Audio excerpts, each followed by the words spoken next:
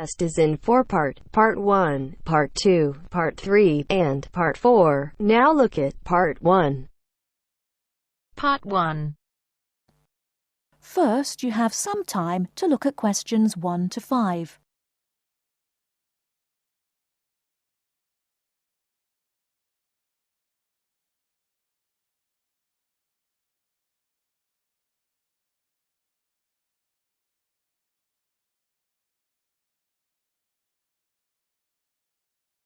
Now we shall begin. You should answer the questions as you listen, because you will not hear the recording a second time. Listen carefully and answer questions 1 to 5. Kingsbury College, can I help you? Oh, hello. I'm ringing to find out about one of your courses. Yes. Is that a daytime or an evening course? Evening. Right. I'll just get a few details from you, if I may. Fine. Could I have your full name, first of all? It's Peter Wright. That's W-R-I-G-H-T. OK. And I don't need to know your exact age, but can you tell me which of these age groups you belong to? 18 to 25, 26 to 35, 36 to 45, or over 45? 18 to 25. Fine. And do you have a job, or are you a full-time student? I'm an accountant. I just do courses in my spare time for interest. OK. Right. And your address, Mr. Wright? It's 11 Forest Road. Forest? Yes. Is that in Kingsbury? Yes, it is. I'm just down the road here. And do you have a phone number? It's 992-471. That's my home number. I haven't got a work number. That's fine. We probably won't need it. Before you hear the rest of the conversation, you have some time to look at questions 6 to 10.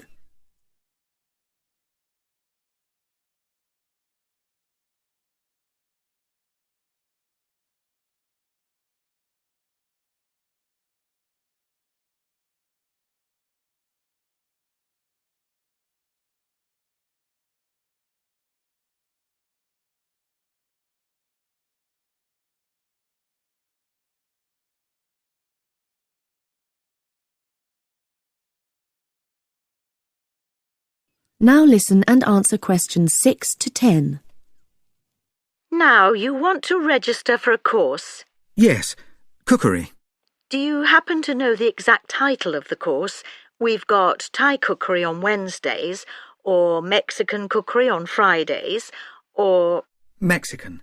I'd like to do both, but I'm busy on Wednesdays. OK. Well, you can always do the other one next term, I suppose. Now, do you know when it begins? Is it the 26th of March? That's right. And it's £45 in total. That's including the ingredients. How would you like to pay? Card? Cash? Can I send a cheque? You can, yes, as long as it arrives at least 1 week before the start of the course. OK.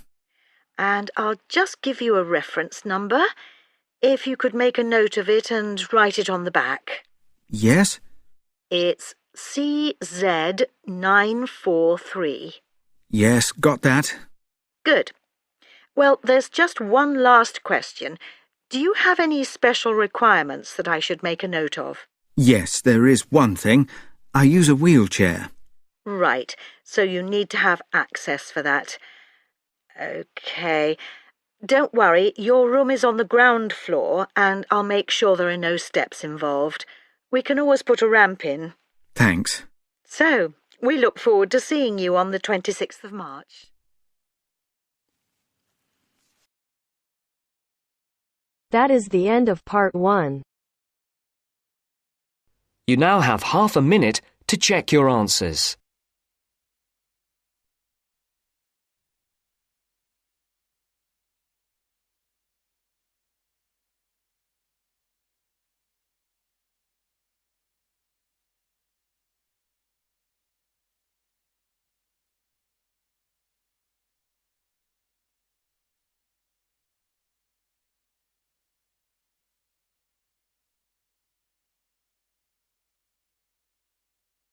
Now turns to Part 2. Part 2. First, you have some time to look at questions 11 to 15.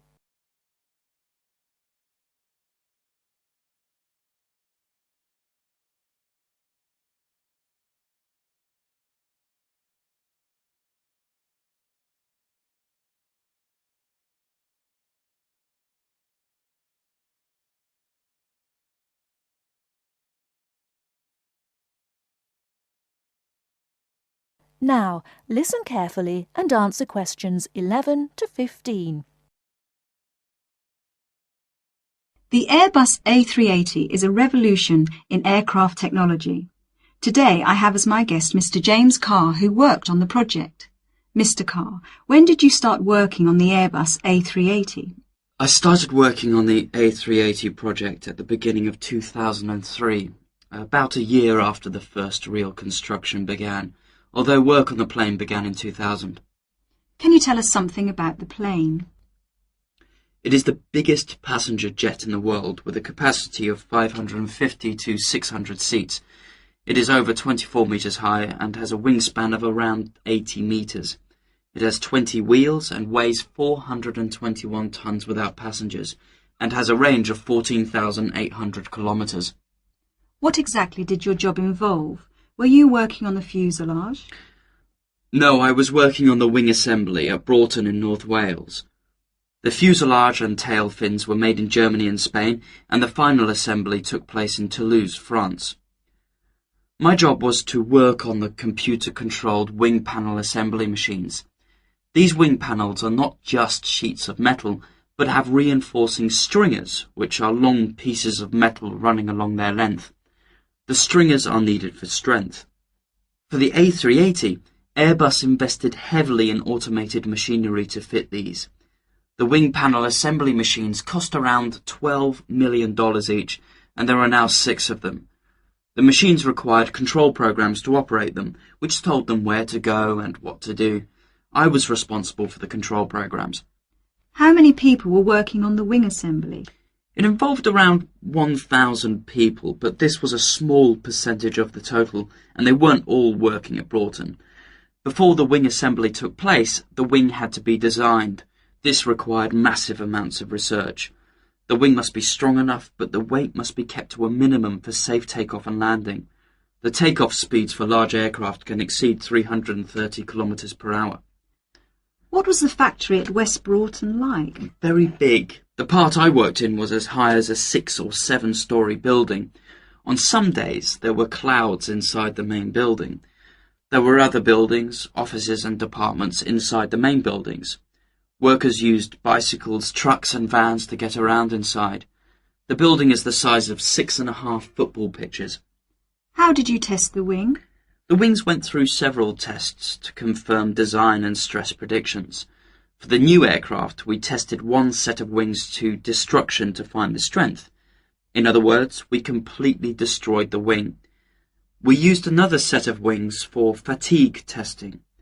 Fatigue testing is where we move the wings up and down repeatedly over a long period to check that they perform well and that no cracks appear.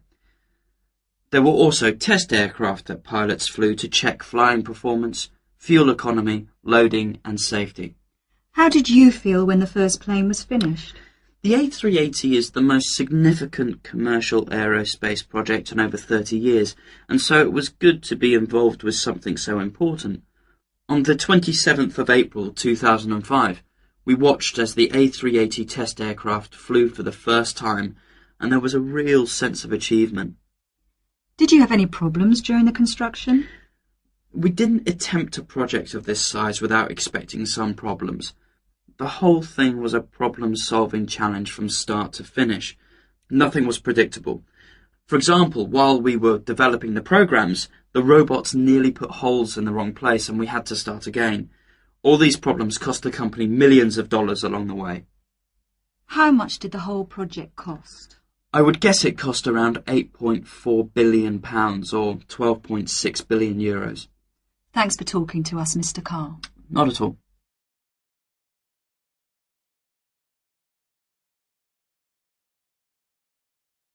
Before you hear the rest of the talk, you have some time to look at questions 16 to 20.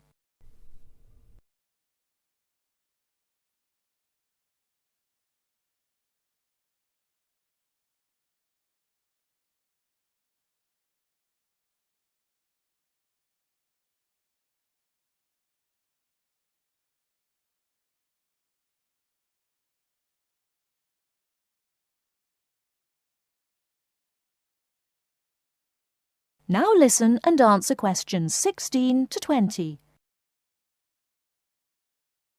Welcome to Eurostar International Customer Relations. For English, please press 1. Thanks. Your call will now be placed in a queue and answered as soon as an agent becomes available.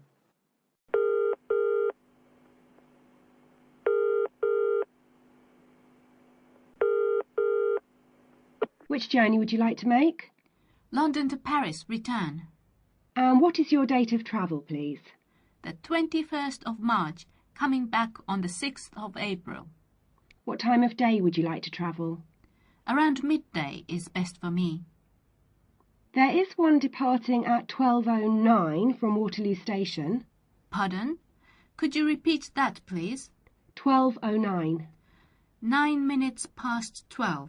Yes, 9 minutes past 12. Gets to Paris at 15:59. Right. I need to check the times of the trains coming back as well on the 6th of April. The latest I can get back to Waterloo is 9:15 p.m. What's the last one I could catch to get back by 9:15? How about if you arrive at 21:53? Is that okay? I think that would be too late because the last bus is at 9:30. Could you give me the one before that, please? Yes, I'll give you that. 1919 from Paris arrives London at 20:54. Sorry, what time was that from Paris? 1919. 19 minutes past 7. Sorry, I'm getting a bit mixed up. Could you run that by me again? Yes, of course. The train departs from Paris at 1919 and it arrives in London at 20:54. Got that. That will be fine. I'll need 2 tickets. Can we get a discount with our I6 student cards? Yes, of course. If you are under 26, you can get a discount making the price £59 for the round trip. I'm afraid I didn't quite catch that. Could you say it again? £59 for each return ticket, subject to availability. All right. Well, please could you book those now? Yes. How would you like to pay? I'll pay with my Visa card. Could you give me the name on the card and the number, please? The name is M. Kumada, Kumada. The number is 492989357321. Can I repeat that back to you? M. Kumada, 492989357321. That's correct. And what's the expiry date on the card? It's 0707. 0707. Thank you, that's fine. Would you like the tickets to be sent by post, or will you pick them up at the check-in at Waterloo? We'll pick them up at the check-in. Please remember to bring proof of your age with you when you travel. Just one more thing, please. I am from Japan, and my friend is Chinese. Do we need visas to travel in Europe? I'm afraid I don't know. You'll need to contact the embassies of the countries you're going to. All of them? Oh dear. Thank you for your call. Goodbye. Goodbye. That is the end of part 2. You now have half a minute to check your answers.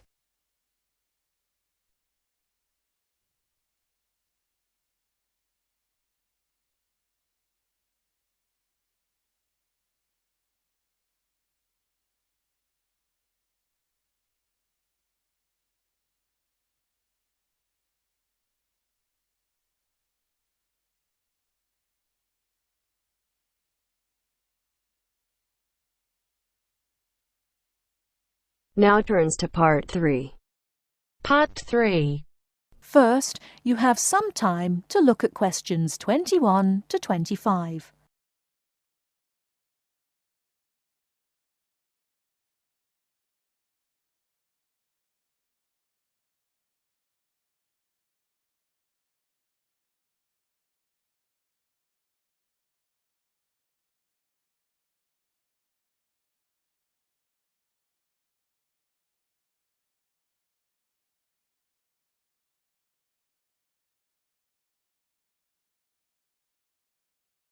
Now listen carefully and answer questions 21 to 25.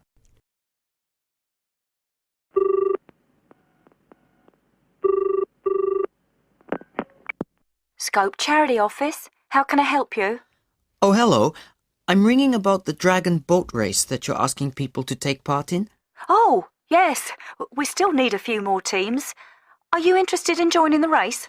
Yes, we want to enter a team, but we don't know anything about it. Could I ask you for some more information first? Of course. I don't even know when it's being held. It's taking place on the 2nd of July. Is that a Saturday? No, it's a Sunday. It's a much more popular day and more people can take part then. Right. And where's it being held? At the Brighton Marina.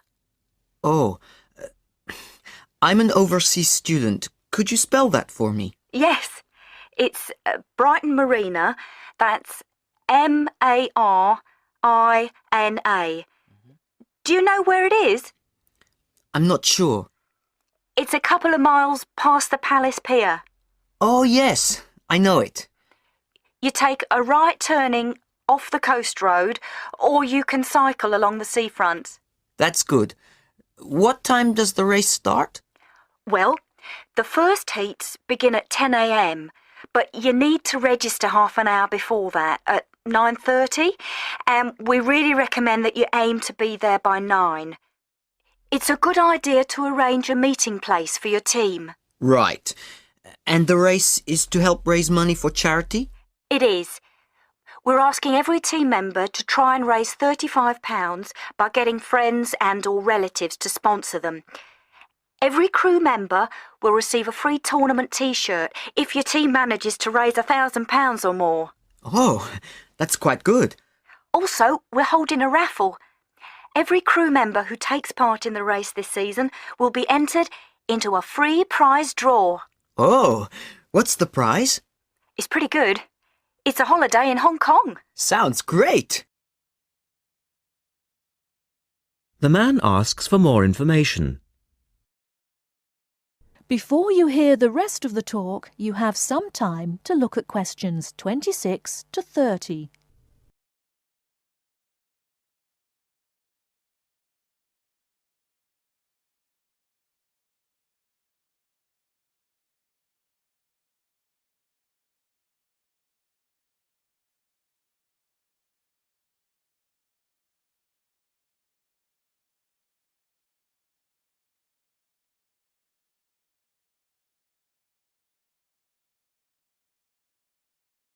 Now listen and answer questions 26 to 30.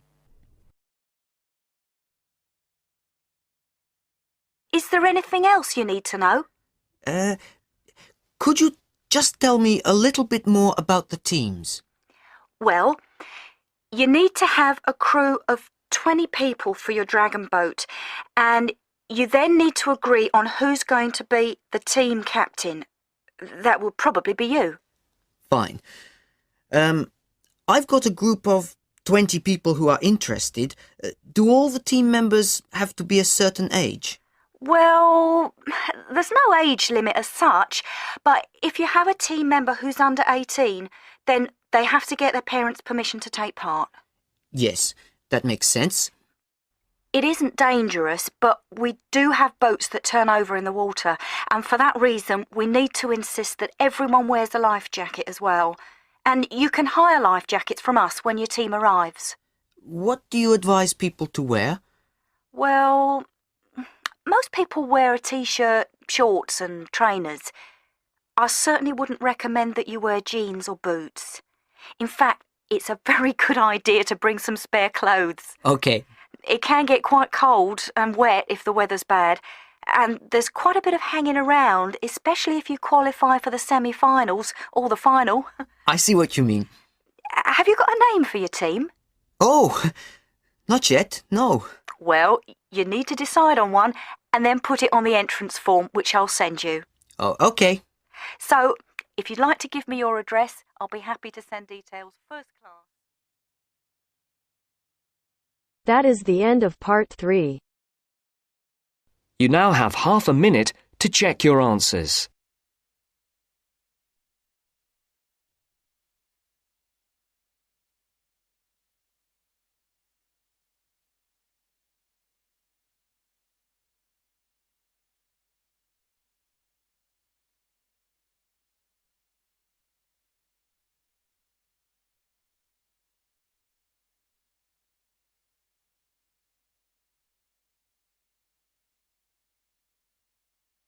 Now turns to part 4. Part 4. You will hear part of a lecture about trumpets. First, you have some time to look at questions 31 to 40.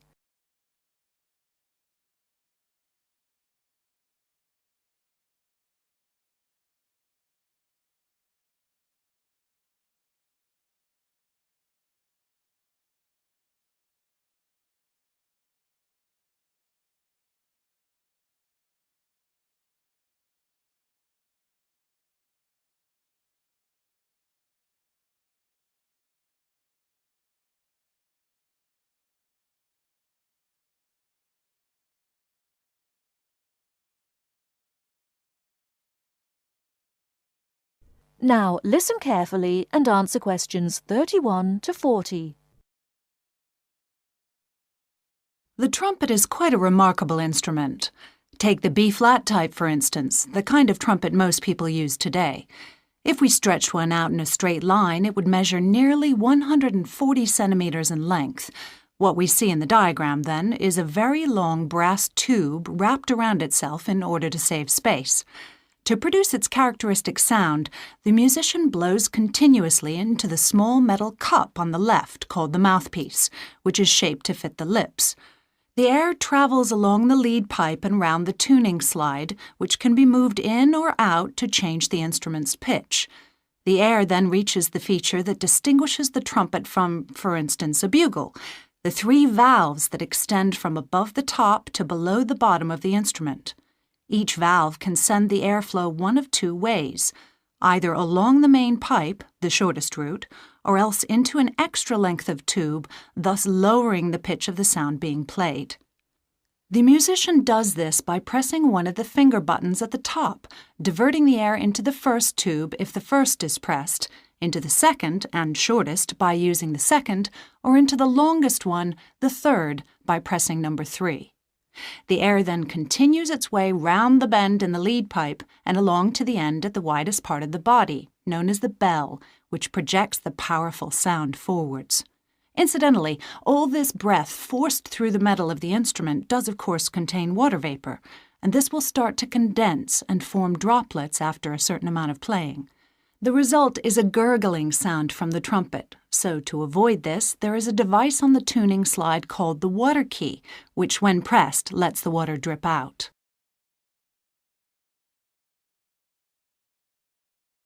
The trumpet in one form or another has been around for a long time. The earliest type we have actual proof of was a short, straight instrument used with marching soldiers by the ancient Egyptians' 18th dynasty, which makes it 3,500 years old, although other cultures in China and Peru certainly had something similar very early on. This use of the trumpet in military contexts, as well as at ceremonial occasions, was to continue through the times of the ancient Greeks and Romans, but it wasn't until the 17th century that it became a genuinely popular instrument, at least in the West. At the beginning of the 18th century, it was finally accepted as part of the typical orchestra, and the addition of valves in the 19th century, making it much more versatile, consolidated its position as a major orchestral instrument. Nowadays, the sound of the trumpet, which is of course both loud and clear, means that for many pieces it is used to lead the brass section of the orchestra. This sound and its versatility have helped extend its use to other forms of music such as jazz and pop, but there is another very practical reason for its widespread popularity. In comparison with many others, such as the tuba, the cello, or even the trombone, it is a fairly small instrument that can easily be transported and played just about anywhere. The downside of all this popularity, though, is that as everyone wants to be a trumpeter, it can be difficult for the young musician looking for work to find a vacancy. As a result, it's often the case that quite a few of the French horn players in a modern orchestra actually began their musical careers as trumpet players. That is the end of part 4. You now have half a minute to check your answers.